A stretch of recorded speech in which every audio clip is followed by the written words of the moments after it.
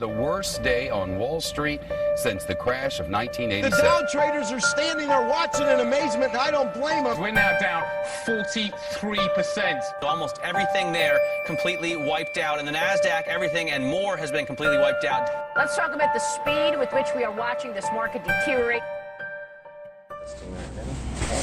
Can we get you to speak a little to Aaron? Yeah, 1 billion, 2 billion, 3 billion.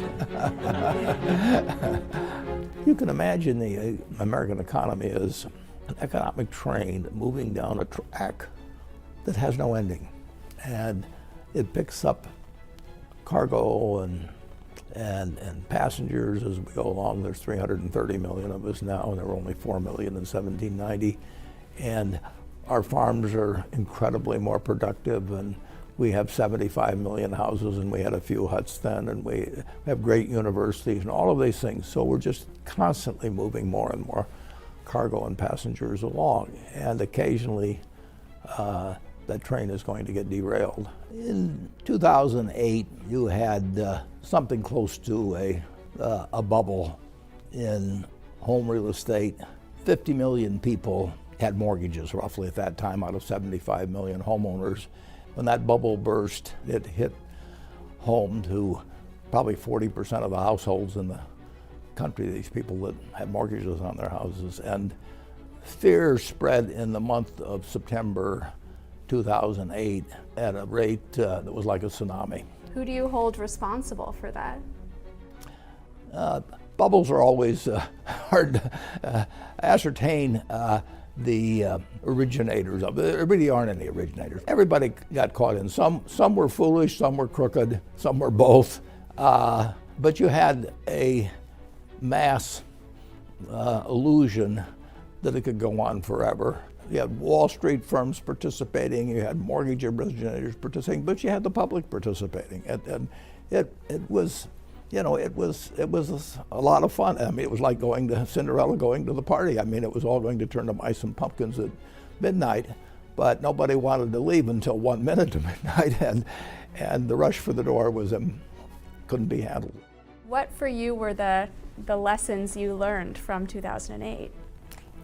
I didn't really learn any new lessons in 2008 or 9. I had emphasized to me some of the things that I'd always believed, that you do need somebody who can say, well, do whatever it takes.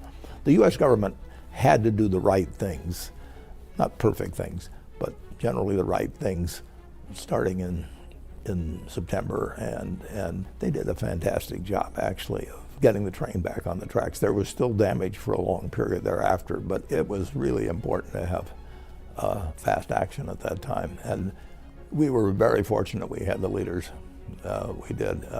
If we'd had people who waited for all the information to be right, or for committees to work, or that sort of thing, it would have been far, far worse. People talk about a fog of war, but there's a fog of panic too. And during that panic, you're getting inaccurate information, you're hearing rumors. If you wait till you know everything, it's too late.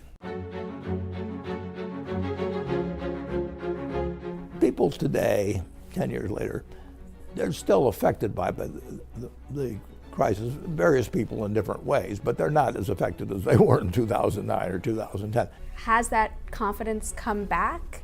Yeah, but it comes back slowly. I can understand why people that lost their houses or lost their jobs or whatever may have happened to them feel that there must be somebody out there that was profiting from this, that did it doing some things that should send them to jail. The people that ran most of the institutions, the big institutions, that got in trouble. I mean, I probably shouldn't name names, but they went away rich. They may have been disgraced to some degree, but they went away rich. So I don't think the incentive system has been improved a lot from what it was 10 years ago. If I knew what the next crisis would look like, I could probably, might be a little bit helpful in stopping it. But there will be other crises. There's no way of knowing when you're in a situation like we were in the fall of 2008 or 9, when or precisely how it will end. You know the United States will come back. The factories don't disappear, the farmland doesn't disappear, the skills of the people don't disappear.